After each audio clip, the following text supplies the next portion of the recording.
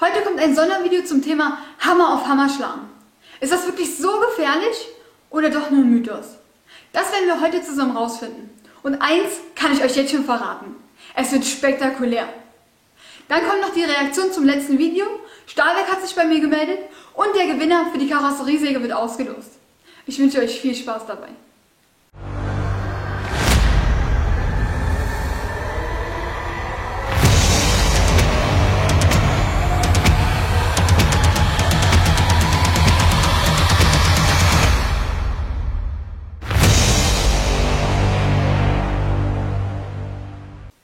Mir haben ein paar Leute im letzten Video geschrieben, dass man nicht Hammer auf Hammer schlagen darf. Das sei super gefährlich, Verletzungsgefahr etc. pp. Erstmal danke für eure Fürsorge. Aber diese Aussagen haben mich zum Nachdenken gebracht. Ich persönlich habe das auch schon tausendfach gemacht und es ist nichts dabei passiert. Wie ihr seht, lebe ich ja noch. Aber vielleicht habe ich ja nur Glück gehabt. Wer weiß. Das Thema hat mir einfach keine Ruhe gelassen. Und ich fragte Leute, die ich gut kenne, ob die das auch schon mal gemacht haben. Und ob was dabei passiert ist. Und es gab viele, die das auch tun. Und bei denen ist auch noch nie was passiert. Haben die alle auch nur Glück gehabt? Wer weiß. Dann dachte ich mir, vielleicht ist dir ja schon mal ein Stück Hammer um die Ohren geflogen und man hat es nicht gemerkt. Also kontrollierte ich sorgfältig meine Hämmer, ob da irgendwo ein Stückchen fehlt. Das sind die Hämmer, die ich immer benutze. Den hier habe ich schon so lange ich denken kann. Und hier fehlt auch schon ein ganz kleines Stückchen. Aber das war mal meine Schuld. Ich habe damit mal ein Blech angedrückt und den Hammer mit angeschweißt. Ansonsten sieht man bei keinem Hammer, dass irgendwo was fehlt. Also doch nur ein Mythos? Aber mir haben Zuschauer geschrieben, dass denen sowas schon mal passiert ist. Also muss da was dran sein. Es hat mir immer noch keine Ruhe gelassen und ich konnte an kaum was anderes denken. Dann habe ich versucht, eine Antwort im Internet zu finden. Aber da gab es mir zu viele verschiedene Meinungen zu dem Thema. Und ich bin dadurch keinen Schritt weitergekommen. Also habe ich mich dazu entschlossen, es selber zu testen. Ansonsten kann ich nachts nicht mehr ruhig schlafen. Aber wie testet man sowas?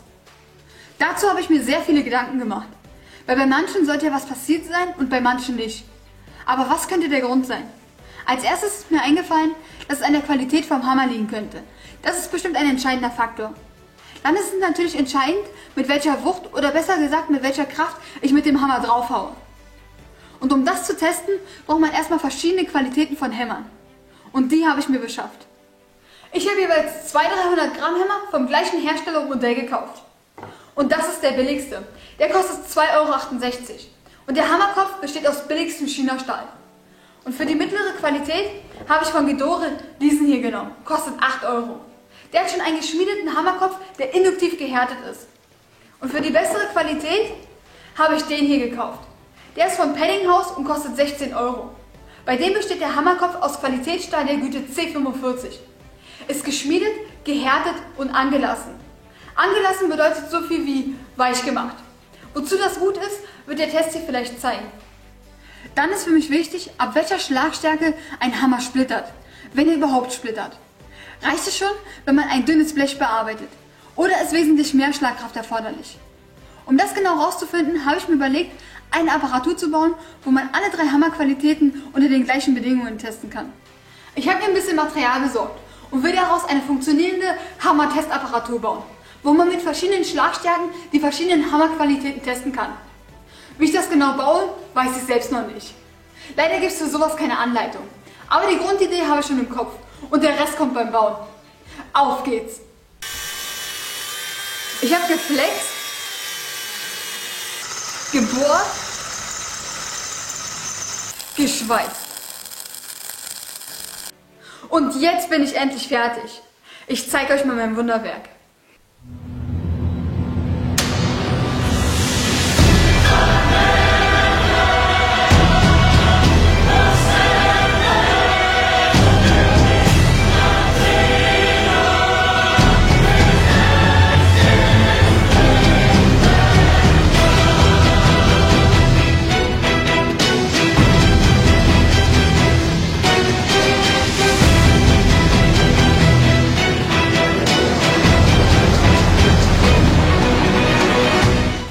Ist doch gar nicht so schlecht geworden. Ich zeige euch mal kurz, was ich da gebaut habe. Als Grundträger habe ich ein IPE 80 genommen. Darauf habe ich alles aufgebaut. Mein Ausleger ist ein UP50. Der bewegt sich auf dieser Welle hier. Die habe ich aus einem abgebrochenen Meißel gemacht. 2 Nuten mit meiner kleinen Drehbank reingefräst und mit 2 Sprengringen fixiert. Mit den Scheiben habe ich versucht, meinen Ausleger mittig zu zentrieren. Aber hat nicht so funktioniert, wie ich mir das gedacht habe. Denn 1 bis 2 mm Spiel hier bedeutet bei 3 Metern auf der anderen Seite 2 bis 3 cm. Und da würde der obere Hammer den unteren nicht mehr treffen. Also muss ich hier eine Führung bauen. Damit ist gewährleistet, dass der obere Hammer auf jeden Fall den unteren trifft.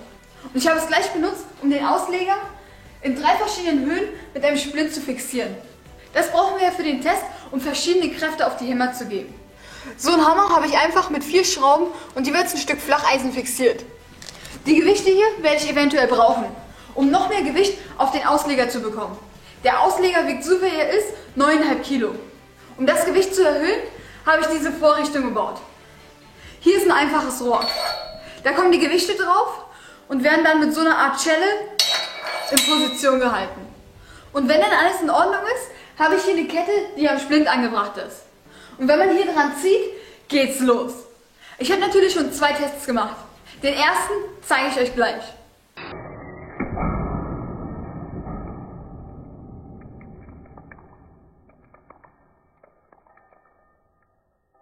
Das war doch spektakulär, oder? Also wenn der Test hier in die Hose geht, habe ich wenigstens den größten Nussknacker Deutschlands gebaut. Sorry, hab kurz einen Lachflash gekriegt. Aber die Bilder waren noch super.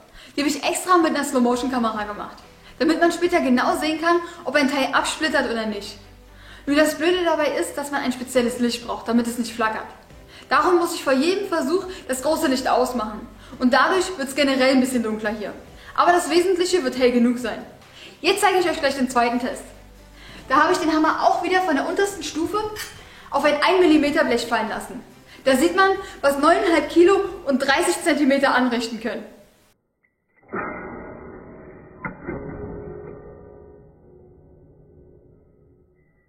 Wie man sehen kann, reicht die unterste Stufe schon ganz locker aus, um ein Blech zu verformen. Die Schlagkraft würde ca. einem leichten Schlag aus dem Gelenk entsprechen. Die mittlere Stufe wäre schon ein kräftigerer Schlag. Und die oberste Stufe mit 9,5 Kilo wäre schon ein ziemlich kräftiger Schlag, wo man schon ganz schön für ausholen müsste. Jetzt geht's los mit dem Test. Zuerst kommt die mittlere Qualität ran. Das sind die Ghidorah-Hämmer. Die habe ich schon eingespannt. Als erstes geht's immer mit der untersten Stufe los, also einem leichten Schlag aus dem Gelenk. Ich bereite alles mit den Kameras und dem Licht vor und dann gibt's Action. So, jetzt geht's los mit Stufe 1. Bereit?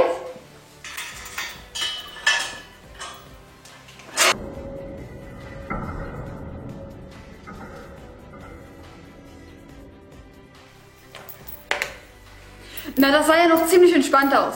Aber ich schaue trotzdem mal nach, ob da schon was abgesplittert ist.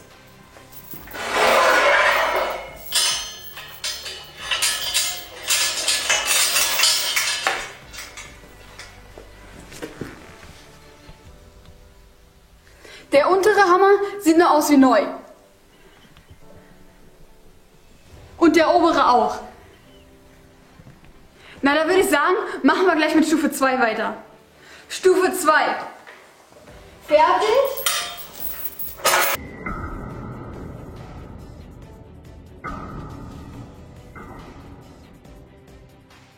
Das war schon ein echt kräftiger Schlag. Mal sehen, ob die Hämmer das unbeschadet überstanden haben.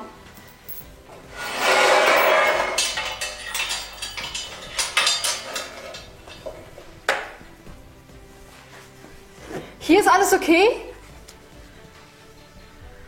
Und hier auch. Und das war schon ein kräftiger Schlag, wie man gesehen hat. Na, dann geht's auf Stufe 3. Das wird jetzt eine Premiere, denn ich habe es noch nie von ganz oben getestet. Hoffentlich hält meine Konstruktion. Ein bisschen mulmig ist mir schon. Bereit?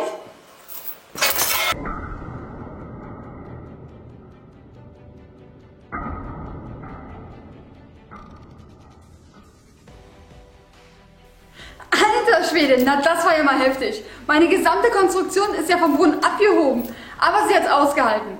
Jetzt schauen wir uns mal an, ob etwas von den Hämmern abgesplittert ist.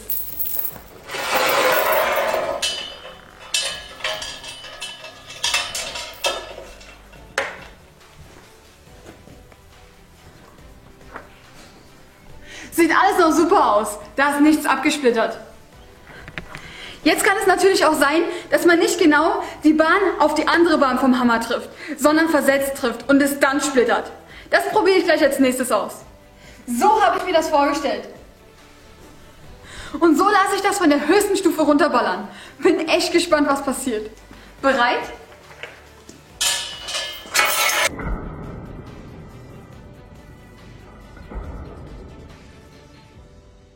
Die Kamera hat es nicht so gut einfangen können. Der obere Hammer ist hier aufgeschlagen. Das kann man hier erkennen. Und hat sich dabei gleich zur Seite weggedreht. Aber abgesplittert ist hier gar nichts. Das Einzige, was passiert ist, der Hammerstiel ist hier angebrochen. Ich habe den Hammer mal ausgebaut und nun kann man sehen, dass der hier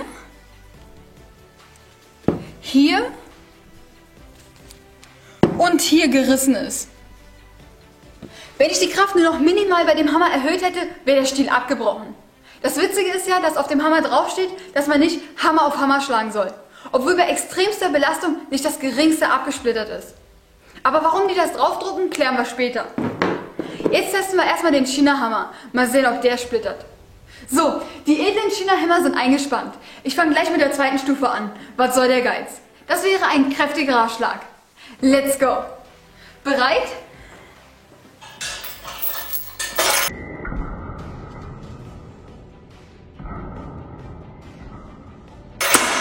Ach du Scheiße! Na, das war ja witzig. Der Hammerkopf ist ja komplett aus dem Bild geflogen. Da hinten liegt er. Schauen wir uns mal an, wie der Hammerkopf aussieht, ob was abgesplittert ist. Sieht astrein aus, keine Absplitterungen. Die Bahn von beiden sieht noch aus wie neu. Also ich glaube, bei den China-Hämmern braucht man sich keine Sorgen machen, dass da was absplittert. Bei denen muss man eher aufpassen, dass man nicht den Hammerkopf am Schädel kriegt. Das ist hier die Gefahr. Also billiger China-Test beendet. Zum Schluss teste ich die bessere Qualität vom Paddinghaus. Da gehe ich gleich aufs Ganze, Stufe 3. Und dann schauen wir mal, ob die hier splittern. Fertig!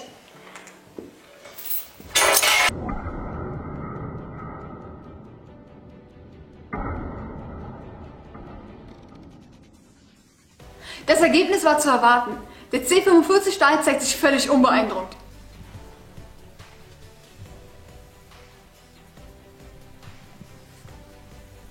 Da sieht man nicht mal minimale Spuren vom Einschlag.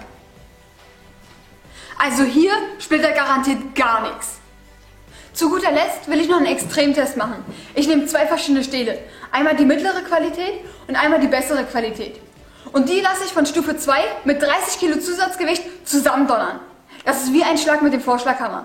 Obwohl ein Vorschlaghammer in der Regel nur 5 Kilo hat und keine 30. Aber egal, das wird ein absoluter Extremtest.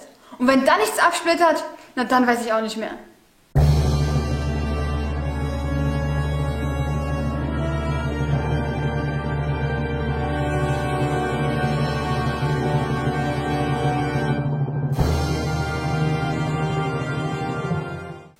Also Respekt habe ich schon davor. Los geht's.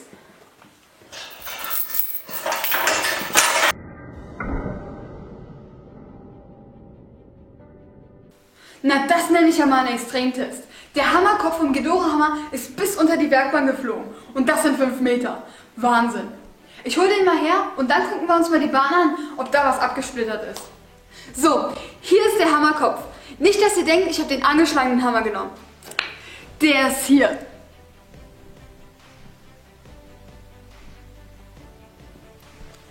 Der Hammer war vorher völlig in Ordnung. Jetzt schaut euch mal die Bahn an.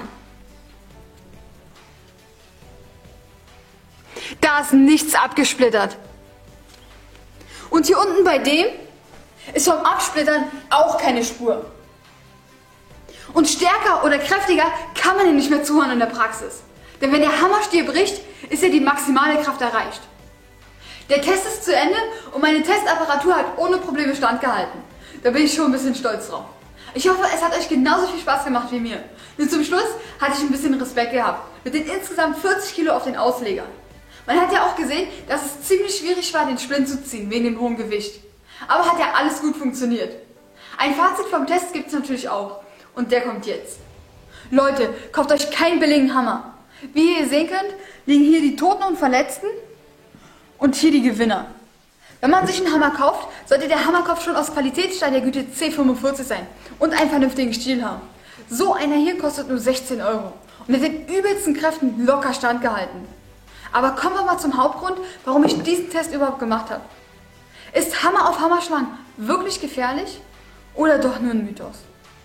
Wie man im Video sehen konnte, habe ich mit Vorschlaghammerkräften auf die verschiedensten Hämmer eingeschlagen. Und bei den Hämmern ist nicht das geringste abgesplittert. Also würde ich theoretisch sagen, das ist nur ein Mythos. Aber warum warnen die Hersteller davor und drucken es sogar auf dem Hammer ab?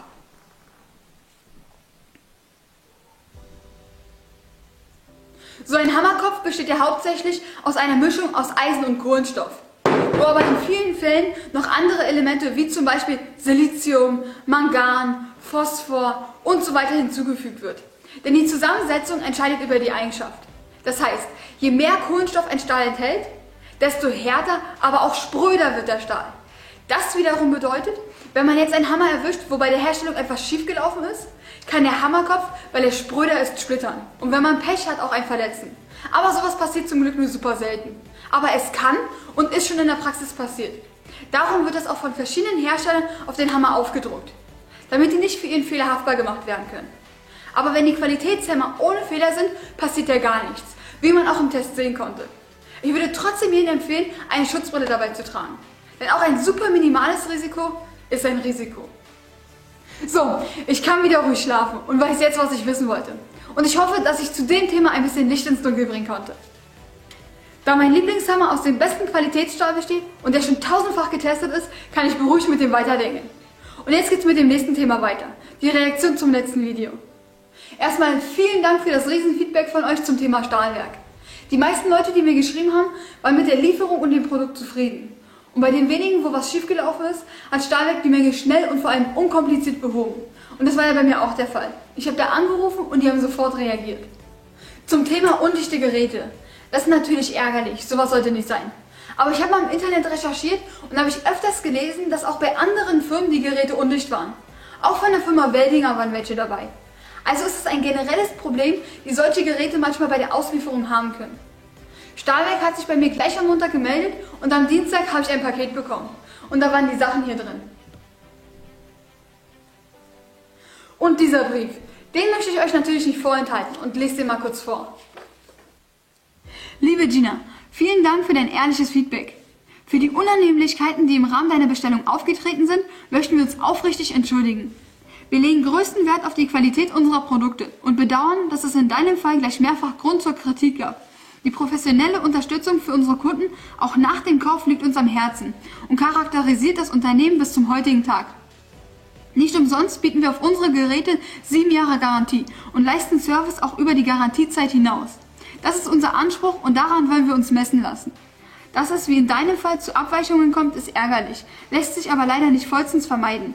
Monatlich werden bei uns im Haus über 15.000 Bestellungen bearbeitet. Über 300.000 Kunden in ganz Europa vertrauen hierbei auf unsere Erfahrung. Umso wichtiger ist es, konstruktives Feedback zu erhalten, damit wir die Prozesse kontinuierlich verbessern können. Für die Zustellung unserer Geräte arbeiten wir mit Drittanbietern wie GLS, DHL oder Dachser zusammen. Hier haben wir leider keinen Einfluss auf die Lieferungen und es kann vor dem Hintergrund der Corona-Thematik vereinzelt zu Verzögerungen kommen. Was die Garantie betrifft, so möchten wir dich darauf hinweisen, dass die Gewährleistung auch weiterhin besteht, solltest du das Gerät einmal öffnen. Gerne stehen wir dir auch zukünftig bei Fragen rund um deine Bestellung, bei technischen Fragen und im Servicefall als Ansprechpartner zur Seite. Du erreichst uns bequem per Telefon, E-Mail, Fax, über unsere Social-Media-Kanäle oder ganz klassisch per Post. Ganz gleich, worum es geht, wir helfen gerne. Wir hoffen, dich auch weiterhin als Kundin begrüßen zu dürfen. Bis dahin wünschen wir dir viel Erfolg mit deinem YouTube-Kanal. Mit besten Dank und freundlichen Grüßen, dein Stahlwerk-Team. Das Statement von Stahlwerk fand ich gut. Die haben jetzt nicht geschrieben, dass es jetzt nur ein Einzelfall bei mir war, wie es manche leider tun, sondern die haben eingestanden, dass Fehler passieren und die daran arbeiten werden, das zu verbessern. Und sowas finde ich gut. Vielen Dank an Stahlwerk für das ehrliche Statement. Das war ein Paket drin. 4 so eine Magnetschalen. Das sind auch Magnetschalen. bisschen größer. Dann ein Ersatzdüsenset für den Plasmaschneider. 2 Brennerhalter, einer für den Plasmaschneider und einer fürs Schweißgerät. Düsenreiniger, ein Schweißmarker und hier Pistolenspray. Dann noch ein Rangierwarenheber. Der steht da hinten. Vielen Dank dafür. Das wäre wirklich nicht nötig gewesen. Da ich ja nicht alles brauche, will ich einen Teil davon an euch verlosen. Denn nur durch euch ist mein Kanal heute das, was er ist. Und was ich verlose, das zeige ich euch jetzt. Das hier verlose ich an euch als Dankeschön für eure Unterstützung. Die große Magnetschale, die 3 kleinen Magnetschalen, die Brennerhalter für Plasmaschneider und Schweißgerät, den Düsenreiniger und den Schweißmarker. Ich lege noch die 2 guten Hämmer oben drauf, die es überlebt haben. Die haben nur von den Haltern ein paar Druckstellen. Aber ansonsten sind die noch so gut wie neu. Das, was ihr haben möchtet, schreibt ihr mir in die Kommentare mit einem Hashtag davor. Also, wenn ihr zum Beispiel die große Magnetschale haben möchtet, schreibt ihr mir einfach Hashtag große Magnetschale in die Kommentare. Wenn ihr den Hammer haben wollt, schreibt ihr mir einfach Hashtag Hammer in die Kommentare und so weiter. Ich blende euch meine Liste ein, damit nichts schief gehen kann.